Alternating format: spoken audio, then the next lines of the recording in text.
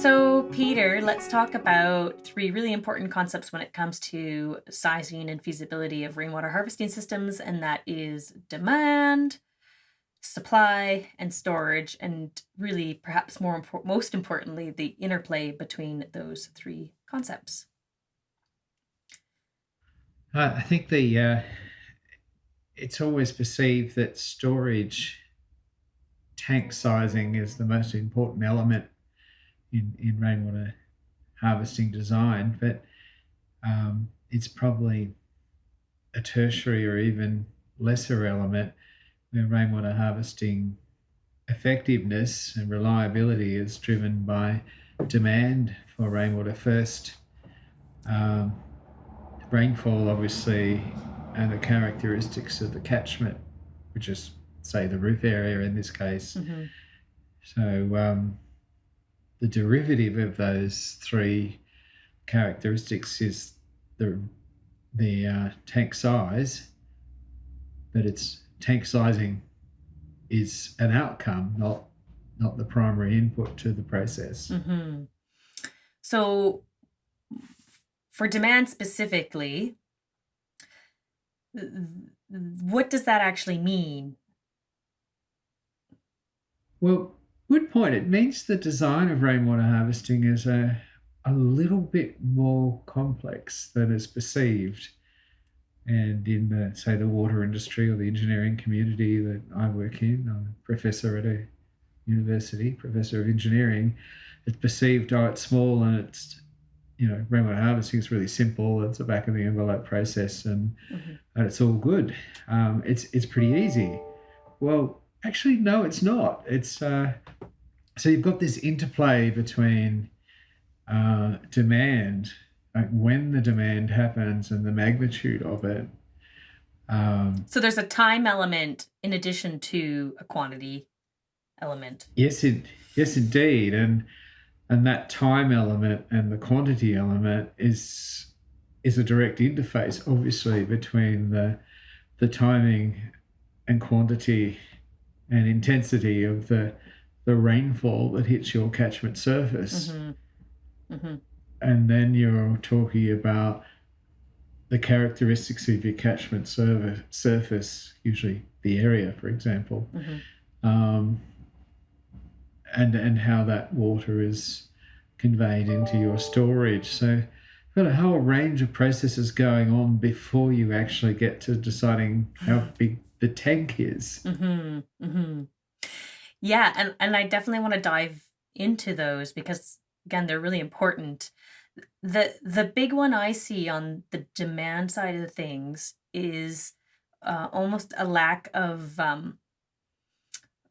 in the same way I see a really big lack of energy literacy in that we really don't have a grasp or a concept of the amount of energy we use in our day-to-day lives. I see the same thing on the water side, especially those of us who've grown up in an urban context where you turn the taps on and you can just go ahead and leave them running essentially for as long as you'd like, right?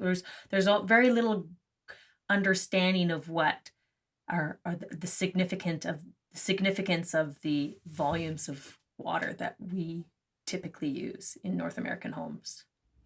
And this is a worldwide phenomena, and it's related to economics. And we can just build more infrastructure, supply side solution, and Mm-hmm. therefore you can use as much water as you like. So consideration of the demand side of the equation, whether it be water, energy, or anything else, is considered to be a lesser thing unless you've got a rainwater harvesting system or an off-grid energy system. Mm-hmm. And then you realize that demand side of this equation completely drives the responses. Mm-hmm. And I would argue, even for our big cities with our centralized infrastructure, that is still the case. Mm-hmm. We're coming to back to this in Australia, where it's realised that just building more stuff and say you could use as much water as you like, because we've got a water market or a you know desal plants or other types of infrastructure we might build, uh, really doesn't solve the problem, because you need to be looking just as equally at and probably more so at the demand side, which is understanding the demand behaviours and how they could or might change. Mm. At one point, you mentioned to me that there was some interesting research comparing actual water volume uses in homes where rainwater systems were employed compared to, say, typical or average water demands. Can you speak a little bit more about that?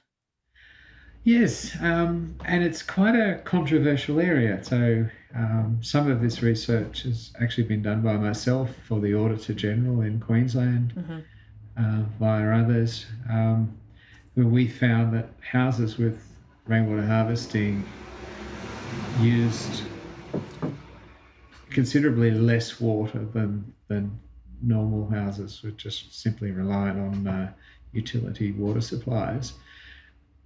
Publications from originating out of some of the water utilities has claimed that water use increases in houses with rainwater harvesting, but therein lies the contested issue, because it's all about selling water now. So um, rainwater harvesting, unfortunately, sometimes is considered to be a competitor to someone else's water supply. And we need to be mindful of that as designers, Mm-hmm. and seeking information. Nevertheless, what we found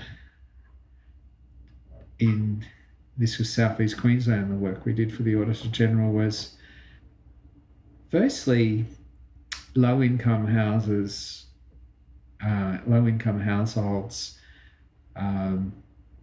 use considerably less water than high-income households. Mm-hmm. For example.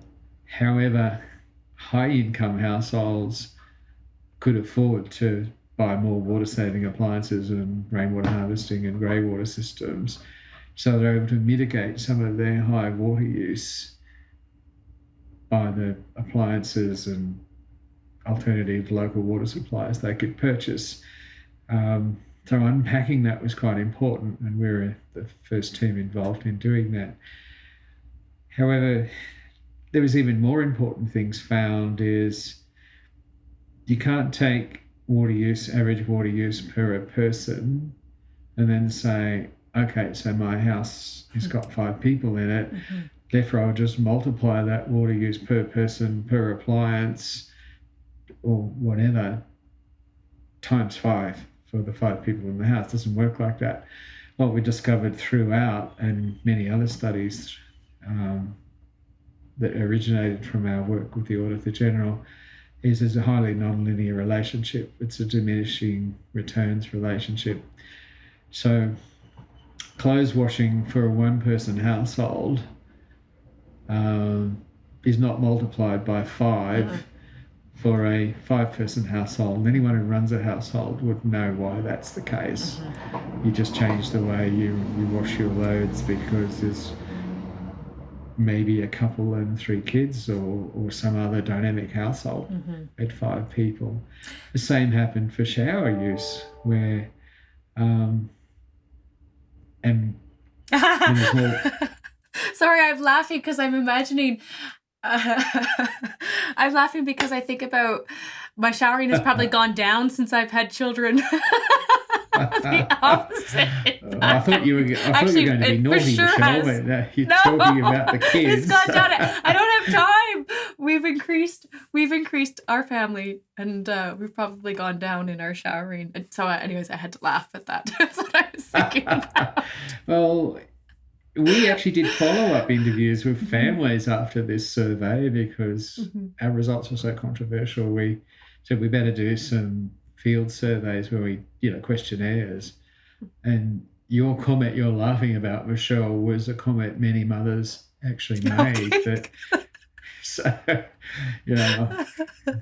and when the kids got a bit older, often they were showering or going to the toilet in someone else's house or at the gym, or and when they got older still, they were staying over somewhere else with, girlfriends, boyfriends, weekends away, football change rooms, all sorts of other things go on in the Mm-hmm. social dynamic of water Mm-hmm. use and energy use too. So when it comes to estimating demands, would you say the very best and most accurate way would be to use actual demands, actual historical demands from for your particular circumstances in your home? If you were, you know, I think, Michelle, sorry, I'm a scientist. mm-hmm, In most things, I'm skeptical, but data I believe sometimes. So your first starting point would actually be actual demands if you've got them, um, and they would. And even then, you need to keep in mind that if you change the way your house is supplied with water, that mm-hmm, might change those actual demands too. One of the big findings we had, and others have found since, and this was over 20 years ago, is a water efficient house generated water efficient behaviours often.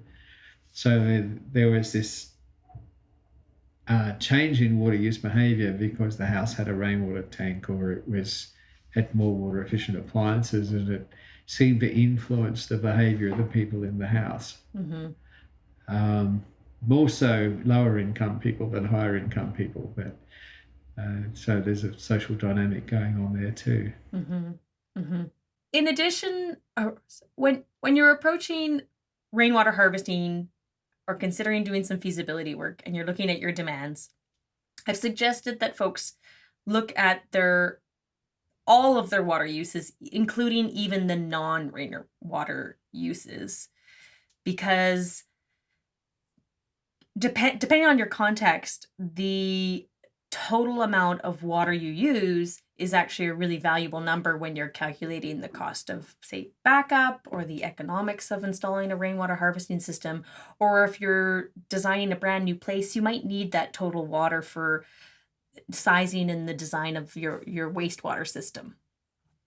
Or even to understand the effectiveness of your more sustainable solution. So you need to Mm-hmm. compare it to a full baseline, or it doesn't make any sense. Right. That's really interesting back to comparing to a baseline. So even if you did a model based on whereas my thought is I'm kind of thinking now on a municipal scale and trying to aggregate the benefits of all these small little rainwater harvesting systems. Um, because you don't want to miss out on that benefit, which is that people are actually using less water based on these behavioral changes influenced by their decision to implement a rainwater harvesting solution, even if it's for a partial supply situation. That's true, Yeah. um, and the benefits across a city are cumulative, and Mm-hmm. um, so you actually do need to know what the baseline is as you aggregate these solutions throughout the city. Mm-hmm. But as you rightly alluded to, but for your own house design, you need to know what the totals are Mm-hmm. for two main reasons. The first one is your infrastructure design, say the sewer system or your stormwater system, whether or not you're off grid or partially connected to the grid, Mm-hmm. still needs to consider the total effects in how you plan for what might happen. Mm-hmm. But you're also your total demands might change and could be included in your sustainable solution as you progress with your design. So if you're only looking at a small part of, say you're only looking at toilet use in rainwater harvesting, your whole focus of your design solution is narrowly focused around toilet use, and you might end up saying, oh, it doesn't seem to stack up. And if you say added toilet and outdoor or toilet and laundry or your toilet use with more water efficient appliances in your house, or because your house is a system. Mm-hmm. So all the solutions in the house don't add up in a linear fashion either. Mm-hmm. That's the other big discovery we made. So you need to be able to design your rainwater harvesting system as part of the entire house system. Mm-hmm. So you're understanding what the trade-offs might be. Mm-hmm. Mm-hmm. Mm-hmm. So on the you mentioned it on the outdoor side of things as well. It's, rainwater harvesting demands in, especially where I'm from, it's much more commonly used outdoors. And in fact, only in the most water strained places right now that I know of in Canada are people using rainwater harvesting systems for indoor use. I'd like to see that change, obviously, but I think it's because here in North America, the municipal systems were deployed kind of at the same time as these cities were growing and populations were growing, so they became the de facto best solution. That's common to this country as well, and probably most countries of the world. And there was an author named Sharon Bader. She's still around. Wrote some quite pivotal books after her PhD on saying that water conveyance of wastewater was a very wasteful exercise, and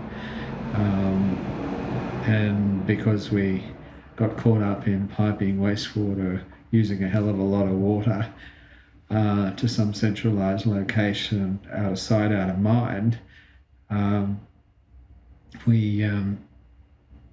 it became an easy paradigm to implement.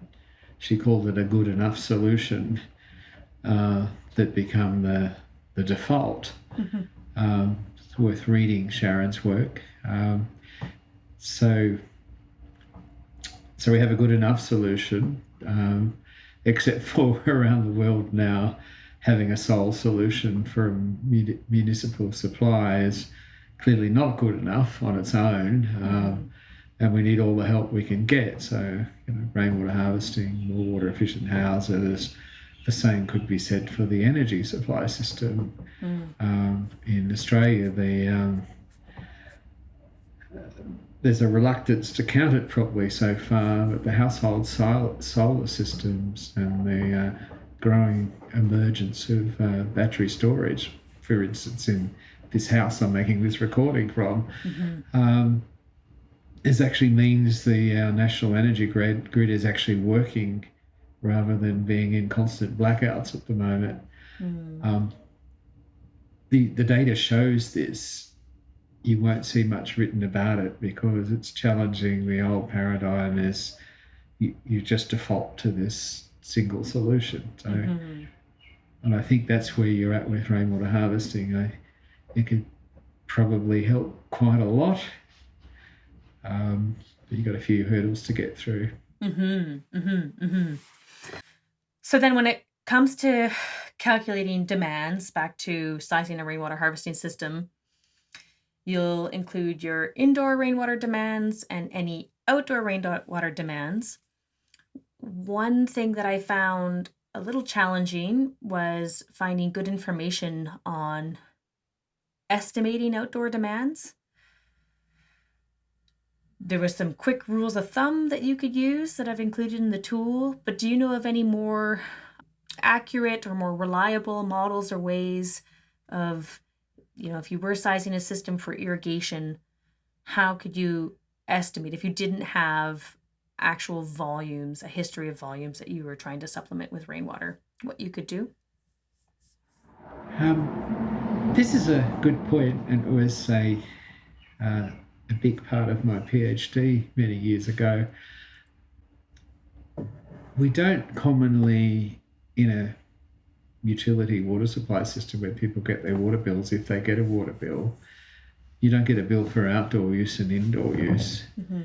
And at best, you can make some assumption about what outdoor use was if they've got a multiple bills within a year, say 4 times a year or 3 times a year, which happens in Australia. So you can sort of deduce what the outdoor use was based on seasonality. Based on seasonality. But that can be quite flawed because in the warmer months, people could be taking more showers, all sorts of things could be happening as well. So that type of baseline is flawed, but it's a good start. The other thing that's done, and I've seen in the literature everywhere, which I'm quite challenged by because during my PhD I found this type of assumption was less than adequate, is assuming a crop watering model from agricultural sciences, which is a moisture deficit model, where it's just assumed that the rainfall deficit, that's a crude way of doing it, will be how much the plants have watered times some area. Or a more sophisticated version of that is a soil moisture deficit, which you would water enough to make up a soil deficit. So if you're a farmer, that's a fantastic ideal. However, what my comprehensive monitoring around Australia showed is people in houses don't behave in that way with outdoor use at all. They were driven by very different things. What I call the guilt factor: how long since I've watered my garden? How hot has it been? How dry has it been? And whether or not it's raining and whether it's rained recently. So that's a little model we've included in your daily part of your spreadsheet so people can have a look. So that was proved to be the most likely behavioural algorithm for households. So households don't behave as farmers with big monitoring systems, irrigating based on moisture deficit, although you see in much of the literature that's been applied to household outdoor use. On balance, it tends to provide far higher outdoor water use than reality when you use those moisture deficit models. The other thing is people don't water their whole yard or the whole backyard or whatever you call the outdoor space in your property in North America. They'll focus on particular areas, so and they won't be watering based on a moisture deficit. They'll be watering based on some behavioural processes. No easy answer. Yeah. And in all honesty, I think of our own behavior, and I guess if I really reflect on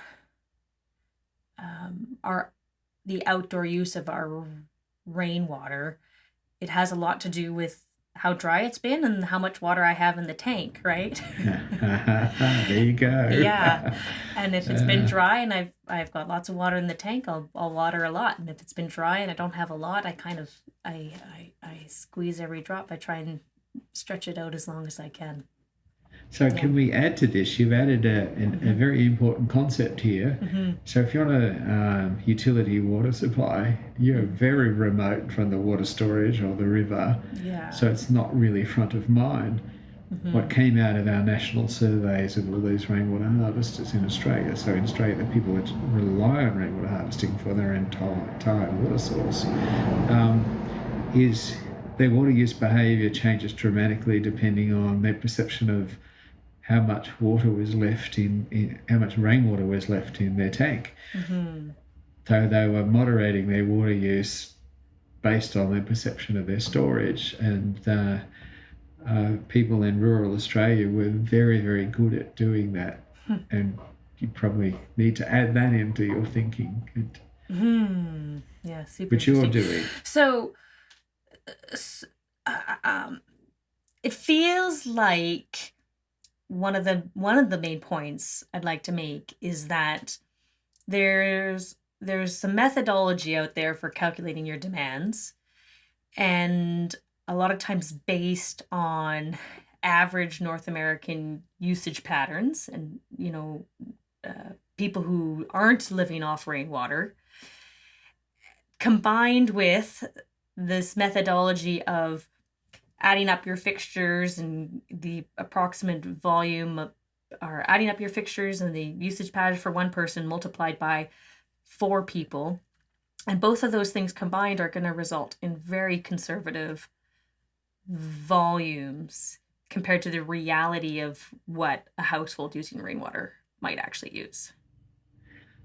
Almost always, if not always, you'll have a gross overestimation of demand using those conservative approaches.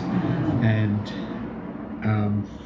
our research also shows that the average house does not produce the average water use.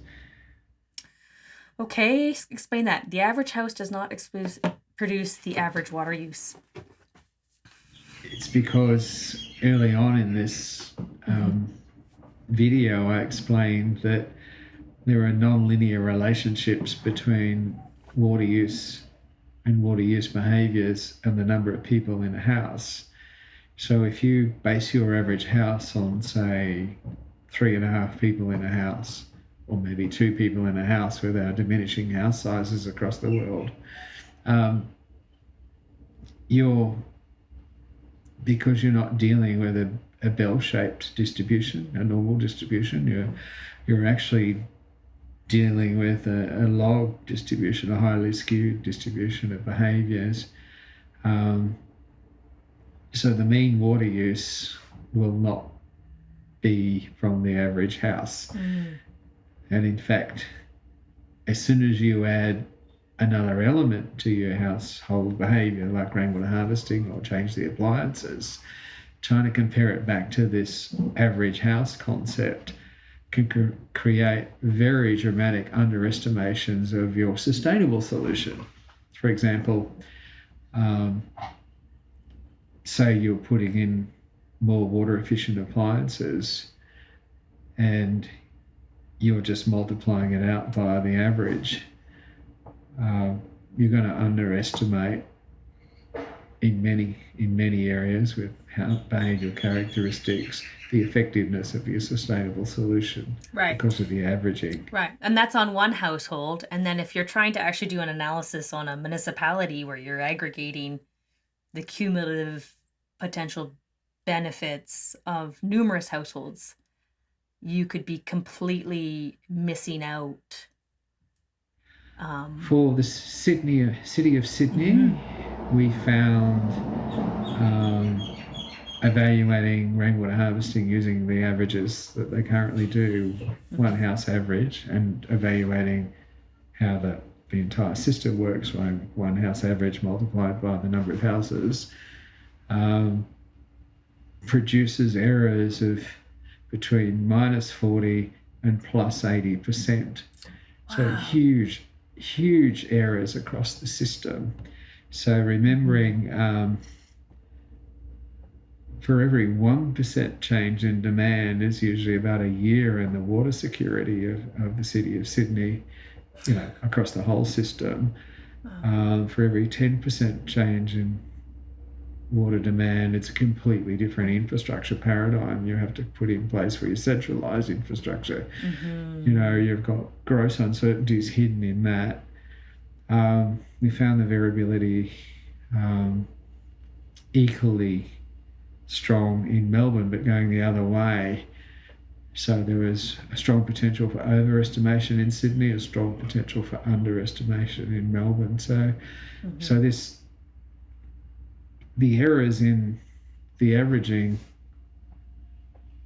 is also biased by differences in demographics and differences in climate.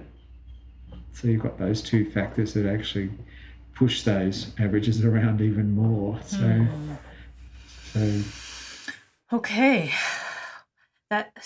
So in terms of giving advice to students when they're looking at a single system, designing one rainwater harvesting system, as much as possible, try and get a realistic projection of your rainwater demands. Um, is the advice? Is that correct? Is there anything beyond that? That's absolutely correct. Mm-hmm. Realistic projection of the rainwater demand at your location. Mm-hmm. So Yeah. you might be able to get someone else's household data or your own, preferably. Mm-hmm. If not, then you're going to have to go to other sources of actual water demand to try and work out what that might be. Mm-hmm.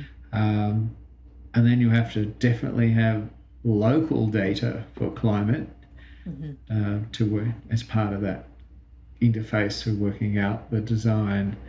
Um, and obviously a realistic estimation of your situation, your household, maybe your income or your demographics, how many people in your house and how you think it will behave. I think the story here is rainwater harvesting might seem simple, but there's strong benefits in doing a little extra work to get these local characteristics right about your house. Especially if you're doing an analysis on a more regional scale. Would you not agree? It becomes because the errors when you try and look at things on an average basis and multiply by a number, or even cumulatively. Cumulative error, Yeah, Michelle. it Yeah, grows substantially, right? And you're yeah. you're way out in terms of your analysis or your model or your estimates or your economics of both the you'll be missing out on the potential benefits, and you'll be grossly underestimating or overestimating possibly even the costs for And something you'll like this. and as we find, so Mm-hmm. this is why at the household scale we're Mm-hmm. going to have a careful look at this, because all models are wrong, but we need a model to understand this because it's a little more complex for just saying, should we write that's the number. So it's sort of going into the analysis knowing the tools we're using are there to help us understand what might happen, with our eyes wide open and saying yes, but we realize the limitations of this, and understanding what to do with it, which is what this course is about. Mm-hmm. Mm-hmm. Great.